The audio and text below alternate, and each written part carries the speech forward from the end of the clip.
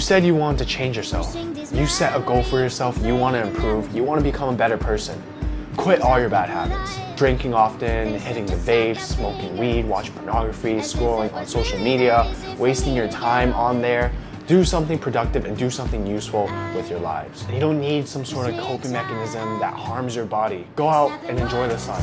Get some vitamin D, hang out with your friends, make some memories. Go out there and socialize, talk to this girl, talk to this guy, whoever it is. Go to the gym, do all those things that helps improve you and your body. I promise you, quitting those bad habits will make you enjoy life 10 times more than you already are.